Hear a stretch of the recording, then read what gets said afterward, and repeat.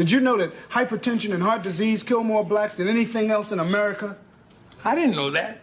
I thought it was the police.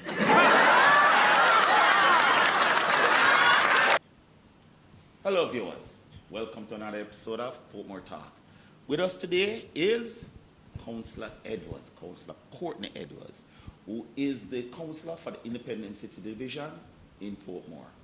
Well, we're going to look at a couple of videos here and that have been viral. Some of them might not be the latest video, but are still relevant to right now. All right, so first one we're going to look at, well, welcome Councillor Edwards. Thank you, Mr. Host, Sir Bennett. All right. And of course, always a pleasure to be here, and just warm welcome to the viewers. Okay.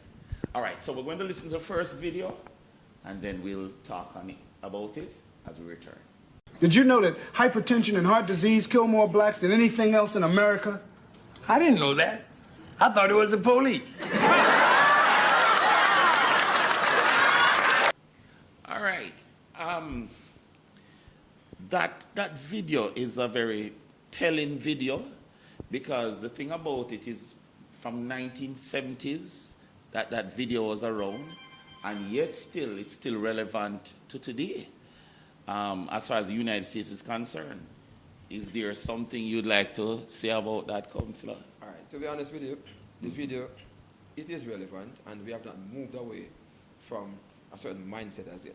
Okay. You know, we still see the police, well, majority of our people still see the police as a threat, especially those who are marginalized. Yes. Right? So, what is happening there, though, is a cultural shock, and we also need a cultural change. You know, because it's actually perception.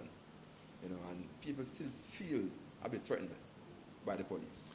So even though that might be for United States, there are still elements of that even in our culture here in Jamaica. Yes, it is a global reality. Okay. And Jamaica is no less a part of that global community. Right. There's a video recently with some police, you know, on the backs of horses beating some, you know, black people. And when I saw it, I really couldn't believe that it was the United States.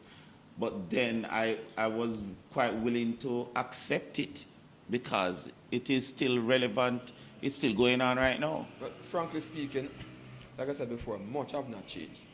We have been good at talking, good at writing down concepts, but our actions have not changed much towards each other. You know, and therefore, persons are being seen as less than, and while some are being seen as superior. And you know, I don't think up to this minute, even as you said in America, blacks have not seen themselves as being truly fitting in that space. Are deserving of that better treatment. They are not seen as that deserving, as you would say, to be in that space. You know, and therefore they are also marginalized, looked down upon. Okay, okay. It is however sad though that in Jamaica, where the police force is also dominated by black people, you know, that you'd actually face so much oppression and abuse at the same time. From our own. From our own. And that is the shocking point we are at now. We were at a point then when we were so abused that we don't even know that we are also abusing, inflicting the same wounds upon our people. So the abused become the abuser. Exactly. Okay, okay. All right.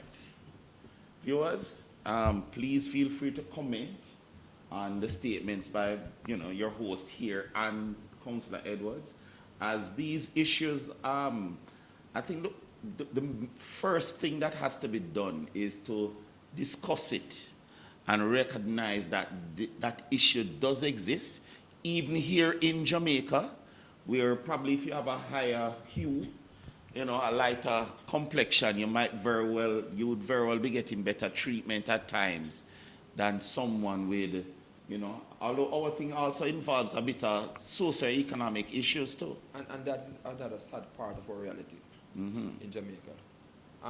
The mass knows that if you're of a certain class, structure, or creed, neighborhood, or complexion, you are going to be seen or treated in a different light, which is very sad, you know. But I think, as I said before, we have done too much talking.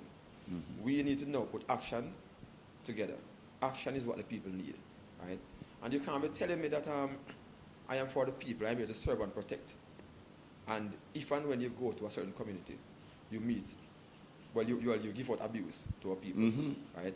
But in the same breath, if you'd have gone somewhere else, and maybe you tore the line. Yes, that person would have committed even a more egregious crime, right? Then the situation would have been different. You'd have handled yourself in a more professional manner. But if and when you go to a certain area, right, the people are dealt with in a manner that is less than. And that's our problem. Professionalism by our police, men and women, is what we need to see on a daily basis. We can't choose when to act professional. We were trained as professionals, and therefore it has to be an everyday duty, everyday practice for the people to see. Okay, point taken.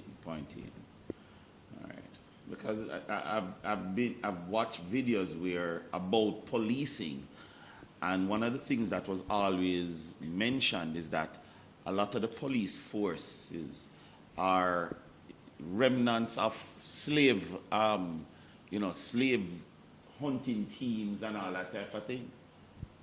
And perhaps we should actually move again towards changing that name. The word force is becoming too forceful. But didn't one of your leaders at one time attempted to change it from force to service, but either didn't bother, but it could not be changed or something like that? Attempt is one thing. Okay. Like I tell you, I prefer the action of things. Okay. And we need to continue with what is good for the people. So if something was started back then, and it was a good it was a good idea, so I can understand we should actually it. stick to that and move in the right direction for the people. At some point, we tend to forget that we are here to serve the people. We are not the people's kings and queens, or their masters. We are the servants of the people, and as such, we should act in that manner. Point taken. I want to just mention one more thing before we move on, because there has to be a bridge between the police and our people, especially our young people, right? Whilst we are at a point where the murder rate is high, right, we have to understand that we need to practice more community policing. Not just to talk it, but we need to see the intervention of police, men and women, right, into the communities, interacting with the people on a daily basis. It has to be a case where a policeman can identify you by your name. And you can say Sergeant John Brown or Sergeant X or Y. And he can do likewise. That level, right, of togetherness has to be with the police. That cohesion has to be Right now there. it's looked on as in a very detached way. Yes. Right? Okay. Because in most cases, you will only see the police when there is an incident, which is sad, Fine. Viewers, feel free to comment, share, and subscribe. Bye for now. Hi viewers, my name is Ian Bennett, and I am the host of In the Hot Seat.